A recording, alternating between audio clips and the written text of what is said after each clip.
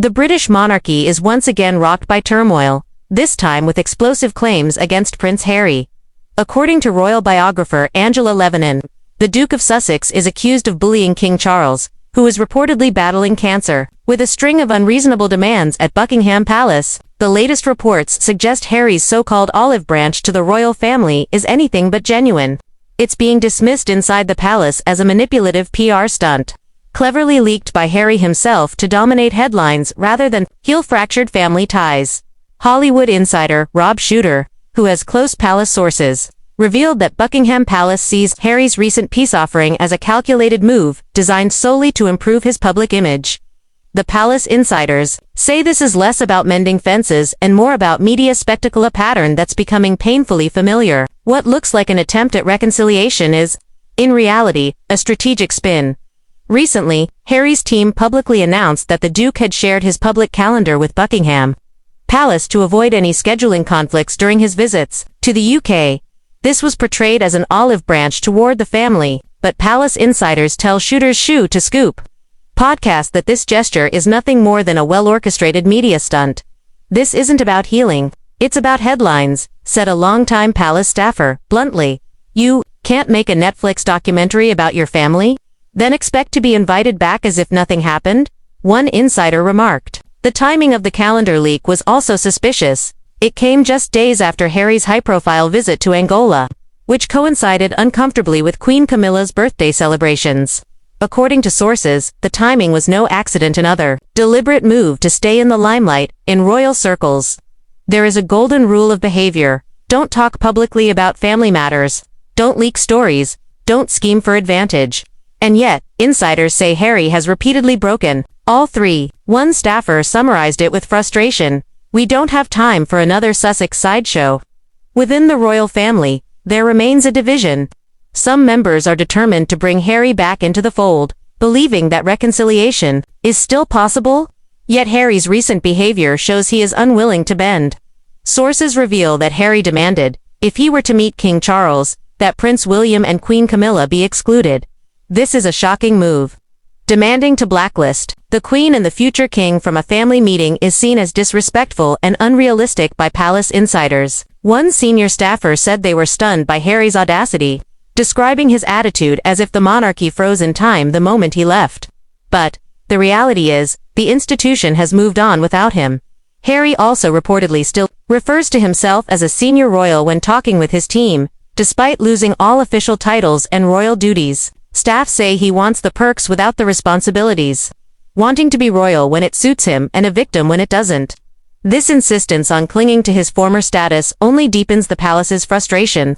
Communication channels have been frozen, access has been stripped back, and the palace is sending a clear message: the door is closed.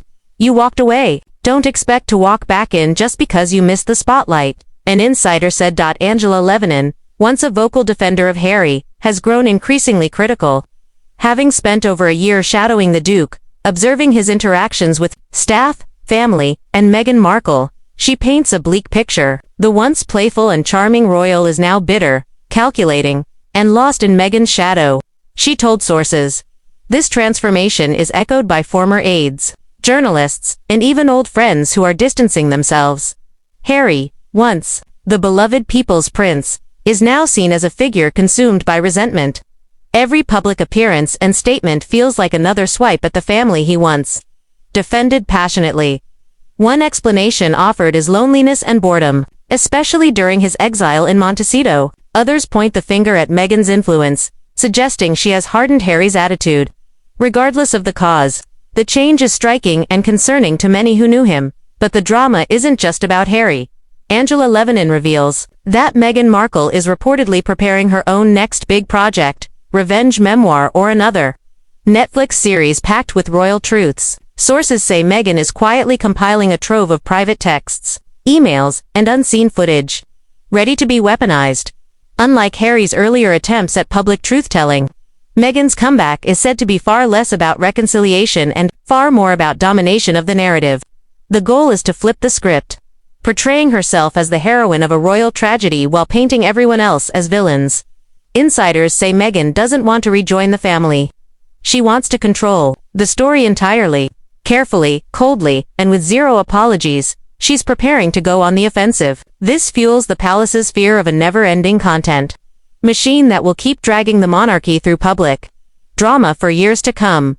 The term persona non grata has been used by palace insiders to describe the Sussexes' status within the royal family. They are not just awkward guests at family gatherings, they are effectively dead to us. This exile is deeply felt. The firm no longer accommodates their fantasies or media manipulations. The Sussex saga has hit a wall, public sympathy has drained, and former allies who once championed Harry and Meghan have quietly distanced themselves. Even sympathetic journalists are openly critical now.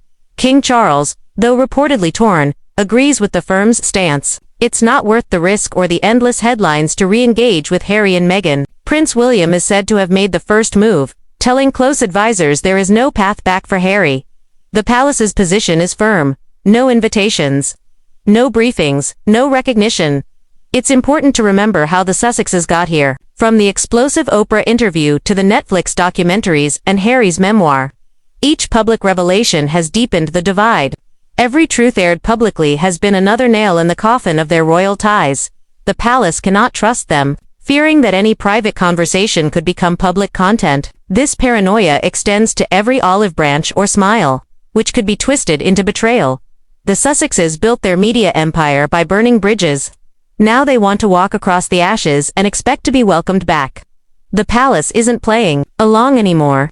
Courtiers who once lobbied for peace have gone silent. The royal tide has turned, and the door is firmly locked. A senior palace insider described the family's mood as no longer angry, but emotionally detached, politely distant, cold as ice. This emotional exile is far worse than rage. It is a form of social death within the monarchy. Meghan's influence is widely cited as a factor in this shift, with some insiders accusing her of detonating bridges rather than just burning them. The royal family is terrified of the fallout from her next moves. Yet Meghan remains focused and determined. Angela Levinan admires her tenacity but warns that Meghan's brand thrives on controversy. She is willing to sacrifice anyone to maintain relevance and control the royal narrative. The Sussexes' star power is fading. Polls show their popularity has tanked. Streaming numbers for their projects are slipping. Book sales for their memoirs dropped faster than expected. Even Meghan's new podcast deal fizzled before it really took off. The public is losing patience. What once felt like a compelling tale of rebellion and truth has become an exhausting, never-ending royal soap opera. People are asking, why are we still talking about them? Adding fuel to the fire. Recent reporting in the Daily Telegraph has claimed that Princess Margaret suffered from fetal alcohol syndrome, potentially caused by the Queen Mother's drinking during pregnancy. This revelation has shocked the public and royal watchers alike. The palace is now facing not just reputational risk from the Sussex saga but also scrutiny over its entire history and legacy. This endless cycle of revelations and scandals has made the monarchy vulnerable and weary. In the end, the Sussex story is not just one of exile but of irrelevance. Their relentless attempts to control the narrative, monetize their trauma, and profit from family drama have exhausted the public's appetite. The palace is no longer reacting. It's silent, dignified, and distant. The fairy tale of Harry and Meghan as the golden couple who broke free from an oppressive institution is over now. They stand outside the castle gates, with no cameras left to impress and no spotlight left to claim. The monarchy has moved on. The world is watching something else. The once glorious fairy tale has turned into a saga of fractured loyalties, broken trust, and fading fame. Prince Harry and Meghan Markle's royal rebellion may have made headlines around the world, but the price has been exile and irrelevance. The palace gates remain locked, and the world is ready to turn the page.